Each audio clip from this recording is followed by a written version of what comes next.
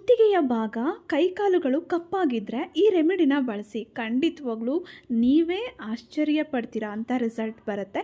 ಇದಕ್ಕೆ ನಿಮಗೆ ಆಲೂಗೆಡ್ಡೆ ಬೇಕಾಗಿರುತ್ತೆ. ಸಿಪ್ಪೆ ತೆಗೆದಿರುವಂತಹ ಆಲೂಗೆಡ್ಡೆಯನ್ನು ಚಿಕ್ಕದಾಗಿ ಕಟ್ ಮಾಡ್ಕೊಳ್ತಾ ಇದ್ದೀನಿ. ಇದು ಸ್ಕಿನ್ನನ್ನು ವೈಟ್ ಮಾಡುತ್ತೆ ಸ್ನೇಹಿತರೆ, ನ್ಯಾಚುರಲ್ ಆಗಿ ವೈಟ್ ಮಾಡುತ್ತೆ. ಎಷ್ಟೇ ಗಾಢ ಕಪ್ಪು ಆಗಿದ್ರೂ ನಿಮ್ಮ ಒಂದು ಚರ್ಮ ಅದನ್ನು ನಿವಾರಣೆ ಮಾಡುತ್ತೆ. ನಂತರ ಸೌತೆಕಾಯಿಯನ್ನು ತೊಗೊಳ್ತಾ ಇದ್ದೀನಿ. ಸಿಪ್ಪೆಯನ್ನು ತೆಗೆದಿರೋ ಸೌತೆಕಾಯಿಯನ್ನು ಚಿಕ್ಕದಾಗಿ ಕಟ್ ಮಾಡ್ಕೊಳ್ತಾ ಇದ್ದೀನಿ. ಇದೂ ಕೂಡ ಅಷ್ಟೇ ನಮ್ಮ ಸ್ಕಿನ್ನಿಗೆ ತುಂಬಾ ಒಳ್ಳೆಯದು. ಸ್ಕಿನ್ನಲ್ಲಿ ಆಗಿರುವಂತಹ ಕಪ್ಪು ಕಲೆ, dark patches, sun tan, pigmentation ಏನಿದೆ ಅದೆಲ್ಲವನ್ನು ನಿವಾರಣೆ ಮಾಡೋದಕ್ಕೆ ಇದು ಕೂಡ ತುಂಬ ಸಹಕಾರಿ. ನಂತರ ಟೊಮೆಟೊ, ಇದು ಕೂಡ ಅಷ್ಟೇ ಸ್ಕಿನ್ನನ್ನು ನ್ಯಾಚುರಲಾಗಿ ಬ್ಲೀಚ್ ಮಾಡುತ್ತೆ ಅಂತಲೇ ಹೇಳ್ಬಹುದು. ಇದು ಕೂಡ ಸ್ಕಿನ್ನನ್ನು ವೈಟ್ ಮಾಡುತ್ತೆ.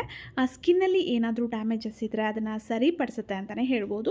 ಟೊಮೆಟೊವನ್ನು ತೊಗೊಂಡಿದ್ದೀನಿ. ಎಲ್ಲನೂ ಸಮ ಪ್ರಮಾಣದಲ್ಲಿ ತೊಗೊಂಡು ಇದನ್ನು ಒಂದು ಜಾರಲ್ಲಿ ಹಾಕ್ಬಿಟ್ಟು ಚೆನ್ನಾಗಿ ಗ್ರೈಂಡ್ ಮಾಡ್ಕೊಳ್ಳೋಣ.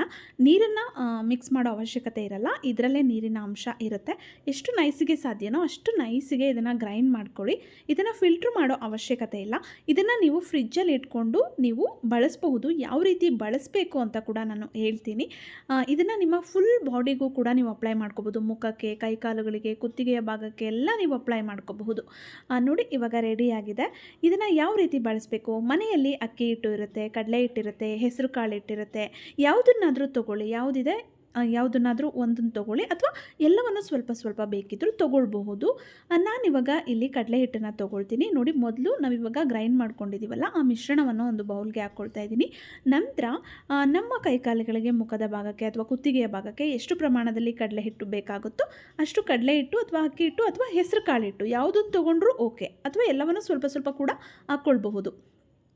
ಹಾಕ್ಕೊಂಡು ನಾವು ಇದನ್ನು ಮಿಕ್ಸ್ ಮಾಡ್ಕೊಳ್ಳೋಣ. ಸ್ವಲ್ಪ ನಿಂಬೆಹಣ್ಣಿನ ರಸ ಹಾಕ್ಕೊಂಡ್ರೆ ತುಂಬಾ ಒಳ್ಳೆಯದು. ಅದಕ್ಕೆ ನಾನು ಒಂದು ಚಮಚದಷ್ಟು ನಿಂಬೆಹಣ್ಣಿನ ರಸವನ್ನು ಹಾಕ್ಕೊಳ್ತಾ ಇದ್ದೀನಿ. ನಿಂಬೆಹಣ್ಣಿನ ರಸವನ್ನು ಹಾಕೋದ್ರಿಂದ ತುಂಬ ಬೇಗ ಸ್ಕಿನ್ನು ವೈಟ್ ಆಗೋದಕ್ಕೆ ಇದು ತುಂಬ ಸಹಾಯ ಮಾಡುತ್ತೆ. ಎಷ್ಟೇ ಕಪ್ಪಾಗಿದ್ರೂ ಅದು ನಿವಾರಣೆ ಆಗೋದಕ್ಕೆ ನಿಂಬೆಹಣ್ಣಿನ ರಸ ತುಂಬ ಹೆಲ್ಪ್ ಮಾಡುತ್ತೆ. ಜೊತೆಗೆ ಸ್ಕಿನ್ನನ್ನು ಅದು ಸಾಫ್ಟ್ ಮಾಡುತ್ತೆ.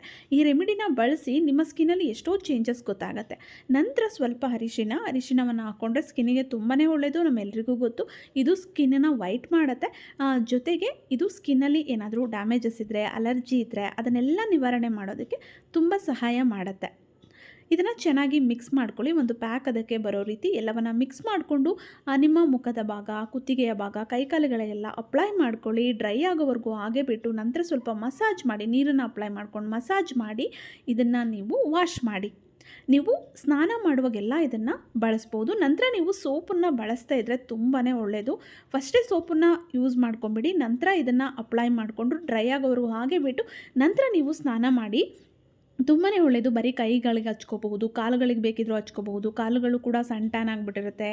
ಕುತ್ತಿಗೆ ಭಾಗ ಮಾತ್ರ ತುಂಬ ಕಪ್ಪಾಗಿದೆ ಅಂದರೆ ಅಲ್ಲಿಗೂ ಕೂಡ ಅಪ್ಲೈ ಮಾಡ್ಕೊಳ್ಳಿ. ಫುಲ್ ಬಾಡಿಗೆ ಅಪ್ಲೈ ಮಾಡ್ಕೋಬೋದು. ಯಾವುದೇ ಸೈಡ್ ಎಫೆಕ್ಟ್ಸ್ ಇಲ್ಲ. ಉಳಿದಿರೋವಂಥ ಮಿಶ್ರಣವನ್ನು ಫ್ರಿಜ್ಜಲ್ಲಿಟ್ಟು ನೀವು ಬಳಸಬಹುದು. ಎಷ್ಟು ಒಳ್ಳೆ ರಿಸಲ್ಟ್ ಕೊಡುತ್ತೆ ಅಂದರೆ ತುಂಬ ಒಳ್ಳೆ ರಿಸಲ್ಟ್ ಸಿಗುತ್ತೆ. ಟ್ರೈ ಮಾಡಿ. ನಿಮ್ಮ ಒಂದು ತ್ವಚೆಯನ್ನು ಇದು ತುಂಬ ಸಾಫ್ಟ್ ಮಾಡುತ್ತೆ, ಹೆಲ್ದಿ ಮಾಡುತ್ತೆ, ಗ್ಲೋ ಮಾಡುತ್ತೆ ಸ್ನೇಹಿತರೆ. ಸ್ಕಿನ್ನಲ್ಲಿ ಇದರಿಂದ ತುಂಬ ಚೆನ್ನಾಗಿ ಬ್ಲಡ್ ಸರ್ಕ್ಯುಲೇಷನ್ ಆಗುತ್ತೆ. ಸ್ಕಿನ್ನು ನ್ಯಾಚುರಲ್ ಆಗಿ ವೈಟ್ ಆಗುತ್ತೆ.